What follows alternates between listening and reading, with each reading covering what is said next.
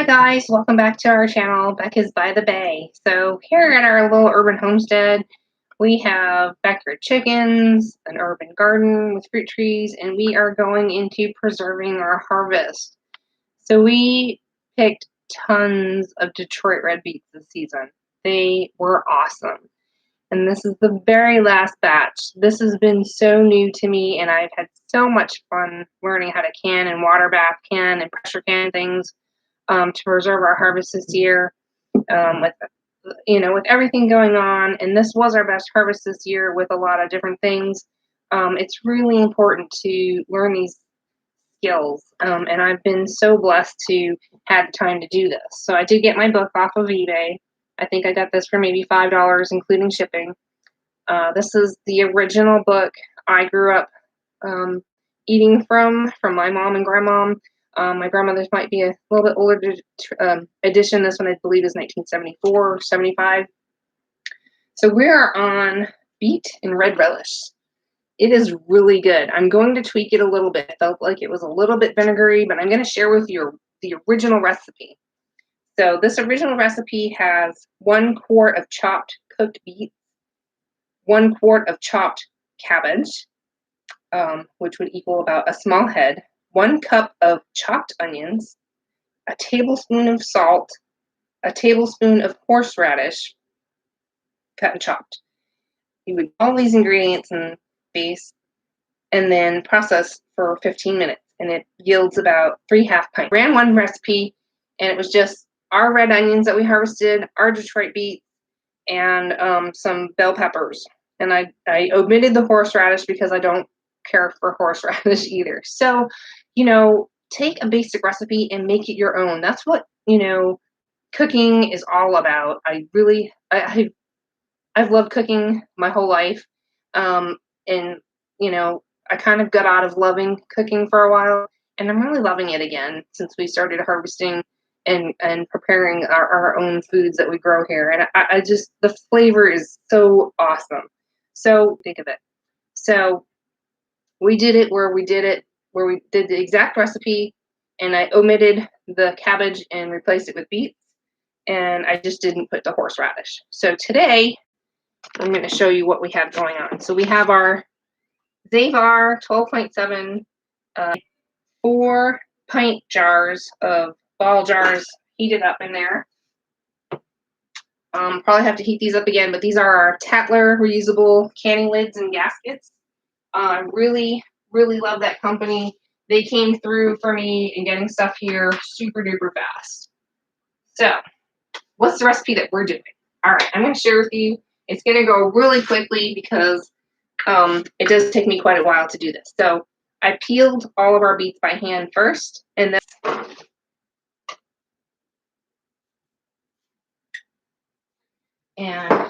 I did a half of a quart of chopped beets to a 3/4 quart of, there you go. Get a scrapey somewhere. Get them all in there. Get them there. All right, so I missed a few. Trying to escape me. So we did chopped red onions. These are our ones that I showed you in the video.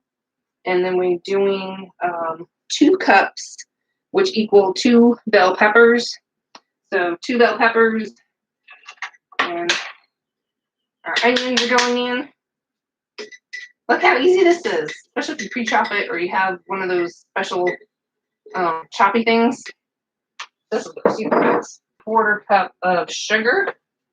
So here's a 1/4 cup. This is our cane sugar, so here's a 1/4. Half, 3/4, 1 cup, and we're going to do 3 more, so 1 3/4 cup. Use whatever sugar you like. We're organic cane sugar people. If you want to try the coconut sugar, distilled white vinegar. So let me see. I think I've got my cup up here. Nope. Nope.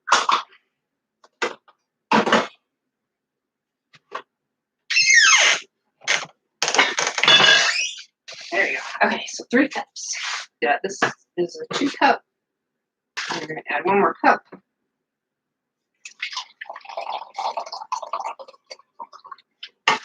If you've got some helping hands, you get them, because this can be a lot of chopping when you're doing this. All right, so I've noticed for 4 pint jars, I think a tablespoon is just a lot, especially if you're using pickling salt. It's saltier. All right, so let's see. Wipe up this little spill here, and then we're going to turn our burner onto high. That is gorgeous. It makes a beautiful relish. It's very tasty, and we had some all-natural beef hot dogs the other day, or you could have some beef sausages. This is really great with it. So yeah. So we're just gonna bring that to a boil. And put all of this in the sink so it's out of the way.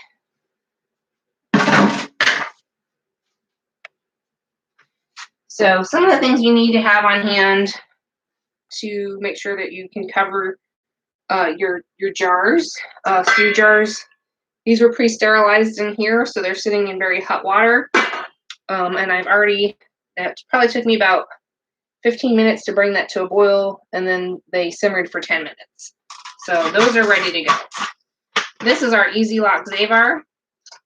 I've also pre-boiled our water, so we're just going to keep that covered and keep everything hot. So we're just waiting. I might even bring that up to heat a little bit more. I'm going to heat up, again, my Tattler lids. These need to be hot. So these have gaskets, and these have, it's a plastic lid. Oops, I'm just going to grab it. My hands are clean. So these are reusable, and then the gasket goes on, and I'll show you how to use that. So I'm going to heat that up. Again, make sure that's nice and hot. To the side, we've got some vinegar and water. And I'm going to make sure I have a cloth so I can wipe off the rims of my jars with the vinegar and water, and make sure that I get a clean seal. Just going to wet my cloth a little bit and set that aside here. Got our funnel, canning funnel here, and that's our ladle, and something to grab our hot jars. And I'm going to grab 1 more towel. So something about the water bathing and canning is you want to make sure you have some towels on your countertops, so that when you pull out your jars and set them on, it's going to be very, very hot. And so putting them on your countertop might just be too cold, and when you do that, it's going to crack them, and then you'll have your beautiful product spilled out everywhere with broken glass, and you don't want that. So make sure you guys take the time to just, have everything ready ahead of time, and it goes pretty quickly. So if you're gonna, I think I've been trying to, the other day I did several batches of this, and I just kind of did one, then let everything cool down, and then did another one. Just kind of, worked throughout the day and got it done. I'm just gonna do this as a kid. I remember eating a lot of these things as a kid. Growing up, we grew up in Massachusetts, and we did not have a farm. We had about 3/4 of an acre, I believe, half acre to 3/4 of an acre, and we had a large garden. Behind us was a really big cow farm, and the way the hill was, here was the cows up here with the farmer, and then every time it rained, all that cow manure and stuff like that trickled down into our yard. And fertile, very workable. I'm learning gardening for the first time. There's been a lot of changes. The soil's completely different than up north. We are alkaline. Up north, it's very acidic. So we have to do some different amendments. We have hard packed black earth clay.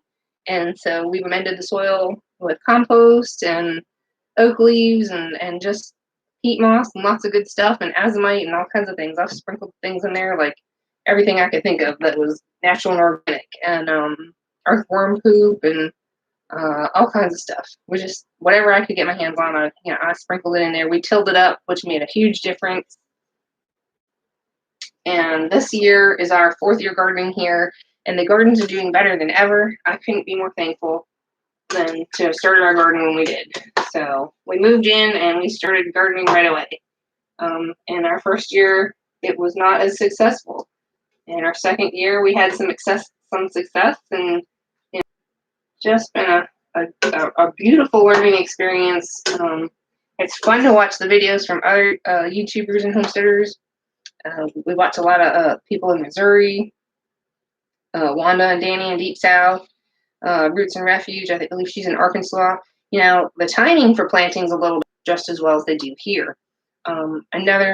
There's some channels in Florida grow some things, and so they're to the right of us, and so their zone is the same as ours. Can grow the same things that we can. Their soil is a different makeup, but the varieties that can grow are very similar.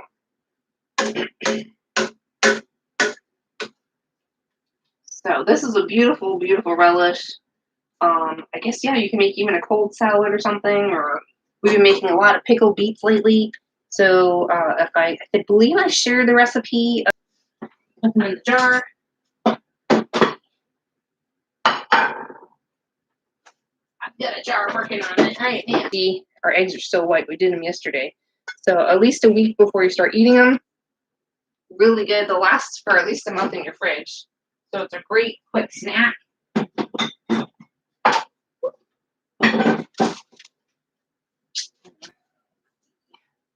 We also did it where we did our hake, boiled up our chicken eggs, and so and it's super simple. You just, once your pickles are done, boil up some eggs and peel them and pop them in there.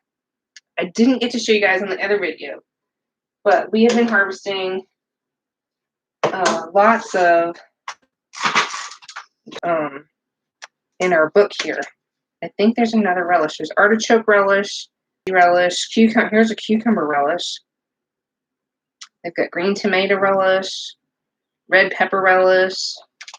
There's quite a few relishes, you know what I mean. It's starting to sound like bubblegum. You know, they got pear relish, pepper onion relish. They all just sound delicious. So we're gonna look at maybe one of those recipes and make our own relish this season too, because we've got lots of cucumbers. So there's something called rummage relish. I mean, it's got everything in there. Really cool. So you might notice the pricing on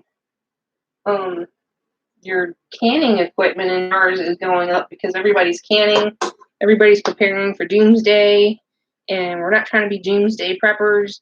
We are just trying to be practical preppers here at our urban homestead. We put in the work and effort into gardening, something that we truly enjoy blessing. So we might try some pickled jalapenos that we got here. There's a bunch of different fun things that we're gonna do. I did get still waiting.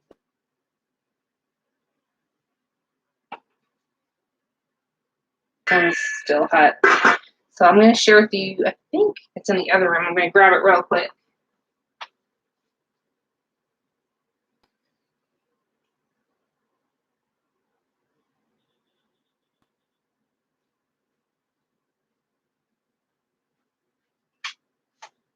Some of the recipes are very similar, and some of the books have some totally different recipes that the other books don't have. Like, these ones were by Kerr. These are 1950s, I believe. Kerr Home Canning book. I got this on eBay. And there's another Kerr Home Canning book that came like a 2-for-1 deal. So I've been checking out the recipes. They're super duper fun. I mean, I love it. The pictures are just, I love retro. That's why we live in a 1950s house. Because I just love retro.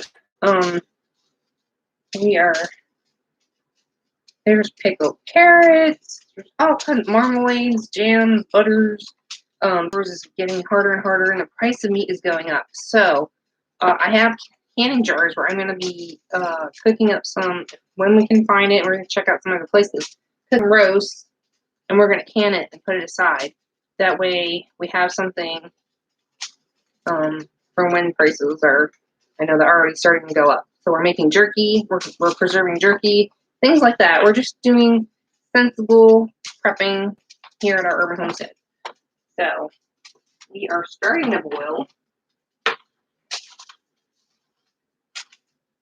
So bring it to a boil and let it simmer for 10 minutes. So I need to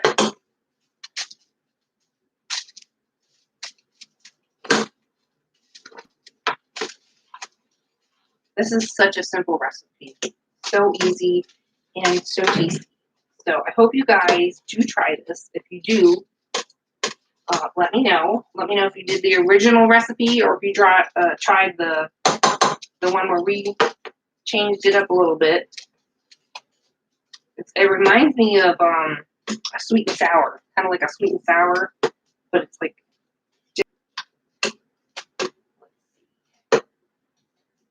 I've tried to stock up on vinegar because I know we're going to be making pickles. I've got a recipe too where I show you guys how to make your own pickling spice mix because that's been hard to find in the stores. So if you can just grab the ingredients. And if you don't have cucumbers growing in your garden this year, I do believe this canner is sold out on Amazon, unfortunately. I know a lot of them are selling out. We have a glass top here, and so the three brands that will work on this top are Fagor, Fagor. I can't find the Tefal one anywhere. It's that one's a 22 quart. That would be able to do more jars and double stack it. This one's 12.7. And all three of those brands are stainless steel. Super easy to keep clean. You can just buy the replaceable seal when you need to. Put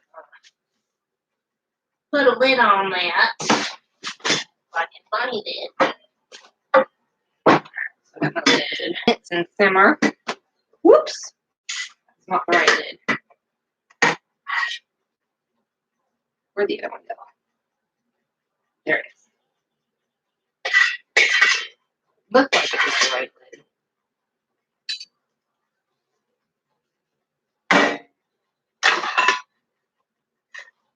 Ta-da! There it is. All right, so we got that simmering. We've got that. The lid's heating up. That's hot. That's hot. Lots of things to keep in mind when you're doing this. I just trying to get it all like a little dance going and get everything ready. Okay, so that's ready in the back. What else were we talking about? I have no idea. But we're having fun, right? All right. I know you are. I am. So yeah, we're just doing some preparedness. Making sure we're getting things in the garden planted. Our carrots and our beets seem to we couldn't get things planted sooner for the okra and things like that because we had some okra planted earlier and some bugs decided to want to eat on it, so we pulled it up. And then our carrots and our beets were still in the ground longer than we would have liked due to the fact that there was such a wait on getting my canner. So the canner, the lids, and the lids came pretty quickly, but the jars took a while to get here. I did order them off of Amazon because I was having trouble finding them locally. I found a few more at Walmart, but there was a specific size that we were looking for, and I believe they're kind of sold out everywhere. It was the pint-and-a-half jar, and it's perfect for 2 people. And the big jars, 4 jars, of course, for pickles and things like that. But I was looking for that. And if you see another pressure canner or cooker, maybe somebody's got some that they're getting rid of, check Marketplace, check eBay, check Amazon, see what, just check every day if you're looking for one. Maybe you can pick up one that's used. I just know that the other ones were too heavy for our stovetop and brackets, so I didn't want to risk it since we had this whole stove replaced this year. It's manageable and doable, and we have a double sink. So that was the other thing I was thinking is if we had a canner that was much bigger, I wouldn't be able to get it in and out of my sink. I'd have to go clean it outside. So I was trying to think practically what would work really well here. I keep checking. So otherwise I do a lot of small batch. I can only fit 4 jars in this. And that would be 4 pint jars or 4 1/2 pint jars or 4 quart jars. I think the 4 quart jars. I don't remember. I'll have to double check on that. But the thing about to remember about this one is it did not come with the canning rack inside. And the reason why is because they sell you the whole canning set separate. So this was $140, and their canning set I think is like $40, $30, something like that. But I already had all my canning stuff from other stuff I was water bathing a long time ago.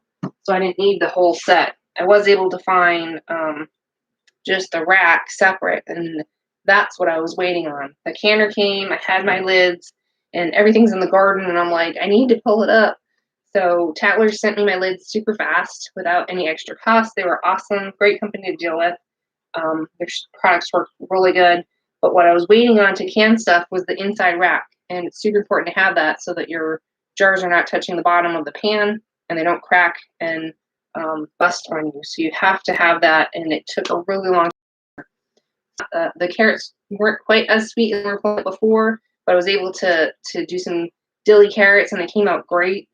And the beets were still fine. We just needed the space in the garden. As you see, it was a small garden, and we try to maximize the space, and we needed to get things in there as soon as possible. So we were waiting on some seeds and just trying to do a so many people are gardening, which is awesome, but it makes it so much harder to find. Seeds were really low. Places that we normally purchase them from were completely sold out. And my gardener is back ordered seed companies through eBay. I think one of them was Wild Farms or something.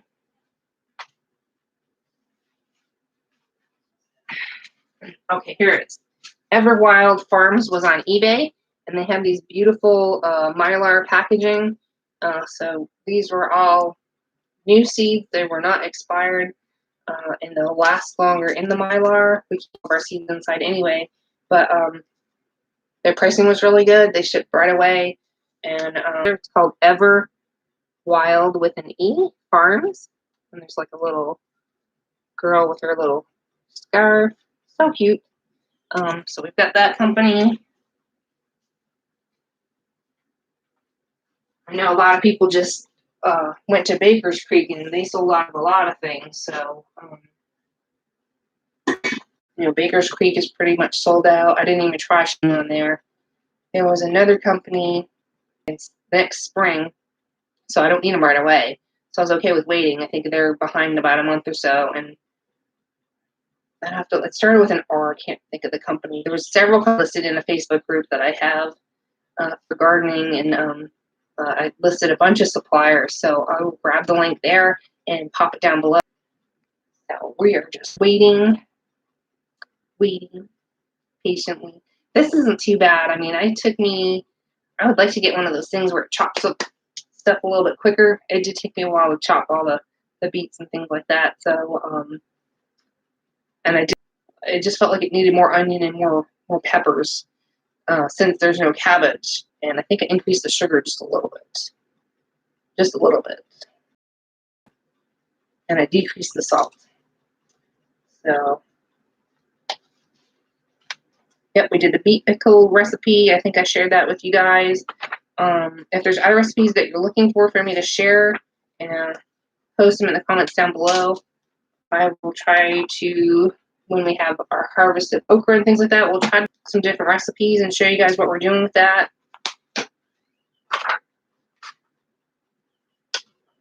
It's really exciting. I mean, you can can stuff and freeze it. I mean, we don't have a deep freezer. Ours broke. So we are doing alternate methods. We're just water bathing and canning. Wipe off your jar lids. They give you really nice pictures.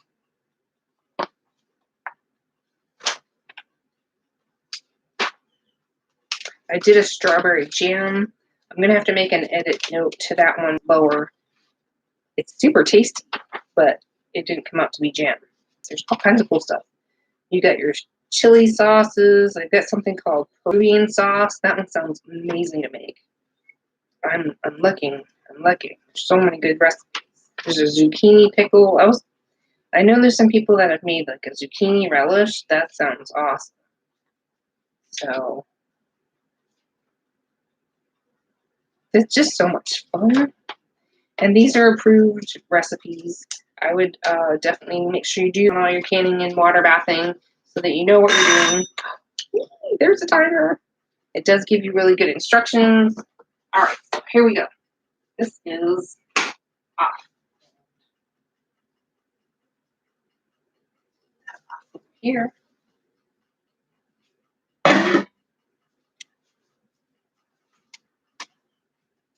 So we've got this. I'm going to give it one more stir.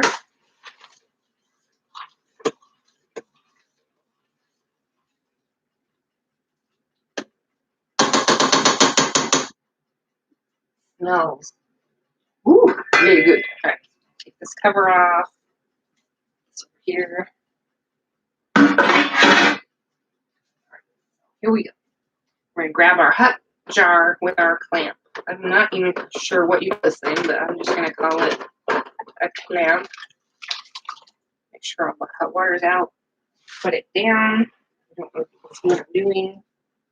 Okay, hopefully you can. I've got this here. Ladle. So we'll just eat the rest with dinner.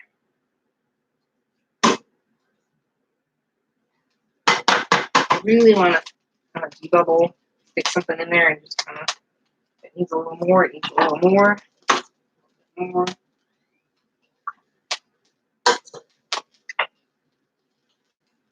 A little less. That's a little full. All right, that looks like about an eighth of an inch. I dip my cloth in my vinegar. Just going to clean off the top. I'm going to grab my gasket and lid. Make sure you put your gasket on completely. Put it down onto your mason jar, and you just kind of want to make sure it's on, straight. So put your finger there to hold it down. Slight quarter turn, and then that's it. And then into the hot water.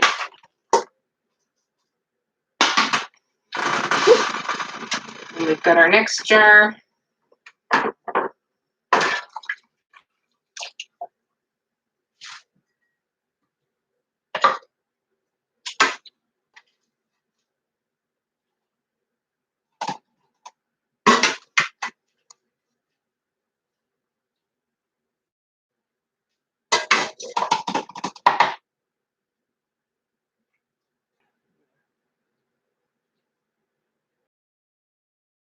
I think there's just a couple too many beets.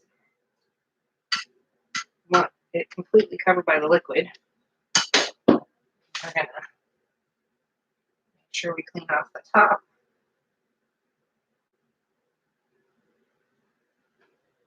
We're gonna grab our gasket and our lid again. Make sure your gasket is completely on there, around your rim. We're gonna put this down. Put our finger down. Hold it in place. Put our ring on, just loose, and just finger tight. And we're gonna do a quarter turn to the right. Tighten it just a little bit. You don't want it too tight because these are going to vent out, and you want them to vent out so that it will seal. If you don't let it vent out, the lid will bubble up and you won't get a seal, and you'll have to redo it. And so you don't want to have to redo it.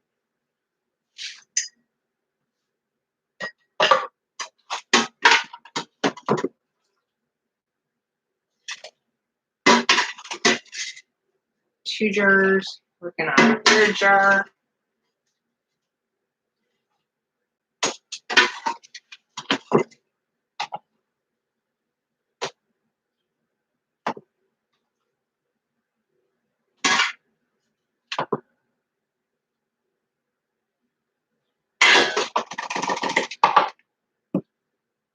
Debubble it. Make sure you poke it down. The other thing is if there's bubbles in it, and they come up when trying to do this, then it also will not seal. So that is super important. You don't have to have anything special as a tool, just something to poke it down, like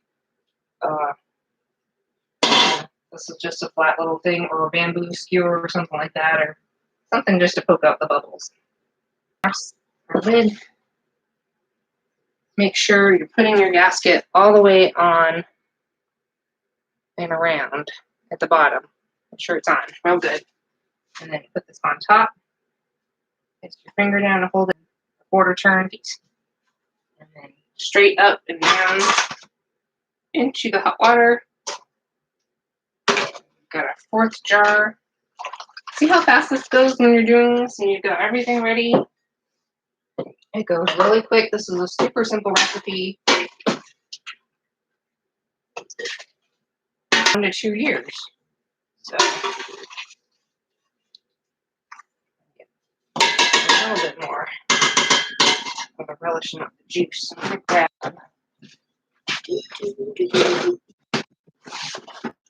slot.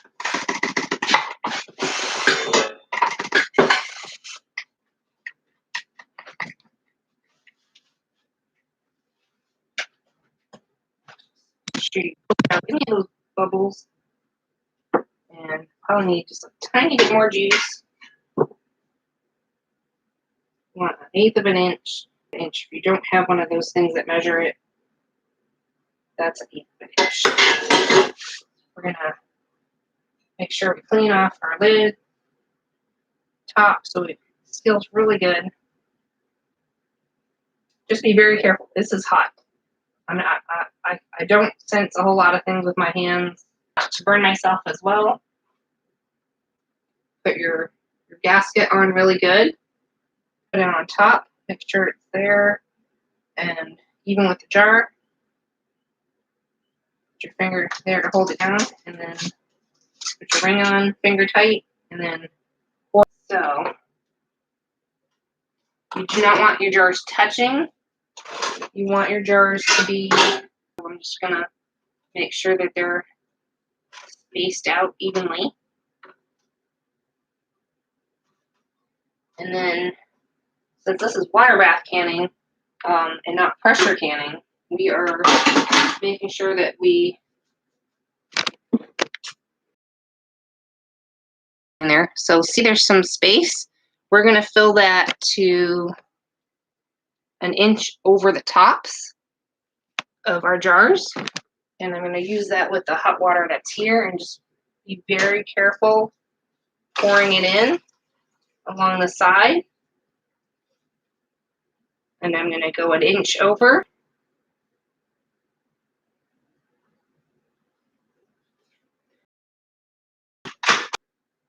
See that I got a little bit of water here, so I'm just going to wipe that up real quick. Okay, so now we're going to turn this burner on high. And what we'll do is bring that to a boil.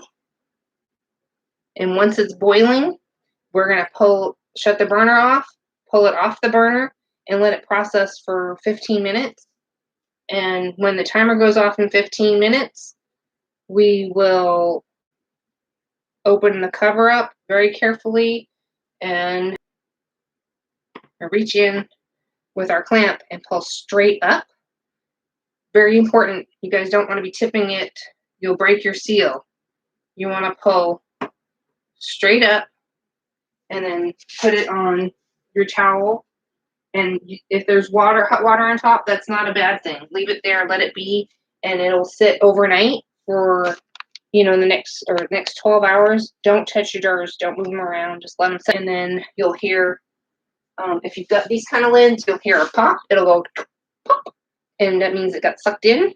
You don't really hear that with the Tattlers. They don't pop because they're plastic, but you will be able to see that it's pressed.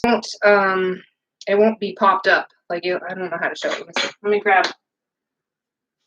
one.